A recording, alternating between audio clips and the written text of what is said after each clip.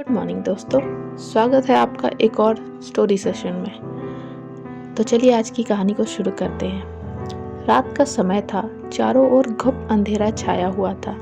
केवल एक ही कमरा प्रकाशित था। वहाँ 4 मोमबत्तियाँ जल रही थी। चारों मोमबत्तियाँ एकांत देख आपस में बातें करने लगी। पहली मोमबत्ती बोली, मैं शांति हूँ। जब मैं इस दुनिया को देखती हूँ तो बहुत दुखी होती हूँ। चारों ओर आपाधापी, लूट खसोट और हिंसा का बोलबाला है। ऐसे में यहाँ रहना बहुत मुश्किल है। मैं अब यहाँ और नहीं रह सकती। इतना कहकर मोमबत्ती बुझ गई। दूसरी मोमबत्ती भी अपने मन की बात कहने लगी। मैं विश्वास हूँ।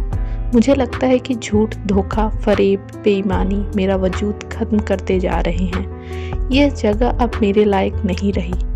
मैं भी अब जा रही हूँ। इतना कहकर दूसरी मोमबत्ती भी बुझ गई।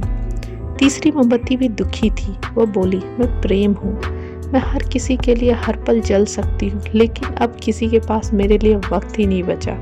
स्वार्थ और नफरत का भाव मेरे स्थान लेते जा रहा है। लोगों के मन में अपनों के प्रति भी प्रेम भावना नहीं बची। अब ये सहना मेरे बस की बात नहीं। मेरे लिए जाना ही ठीक रहेगा, कहकर तीसरी मोमबत्ती भी बुझ गई। तीसरी मोमबत्ती बुझी ही थी कि कमरे में एक बालक ने प्रवेश किया। मोमबत्तियों को बुझा हुआ देखकर उसने बहुत दुख हुआ। उसकी आंखों से आंसू बहने लगे। दुखी मन से वो बोला, इस तरह बीच में ही मेरे जीवन में अंधेरा कर कैसे जा सकती हो तुम? तुम्हें तो अंत तक पूरा जलना था, लेकिन तुमने मेरा साथ छोड़ दिया। अब मैं क्या करूँगा? बालक की बात सुनकर चौथी मोमबत्ती बोली, घबराओ नहीं बालक, मैं आशा हूँ और मैं तुम्हारे साथ हूँ। जब तक मैं जल रही हूँ तुम मेरी लौ से दूसरी मोमबत्तियों को जला सकते हो। चौथी मोमबत्ती की बात सुनकर बालक का ढाढ़स बंध गया। उसने आशा के साथ शांति, विश्वास और प्रेम को पुनः प्रकाशित कर लिया। तो दोस्तों, इस कहानी से हमें ये सीख मिलती है कि जीवन में समय एक सा नहीं रहता। कभी उजाला रहता है तो कभी अंधेरा।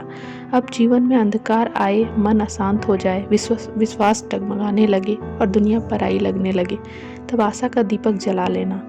जब तक आप आशा का दीपक जलता रहेगा, जीवन में कभी अंधेरा नहीं हो सकता। आशा के बल पर जीवन में सब कुछ पाया जा सकता है, इसलिए आशा का साथ कभी ना छोड़े।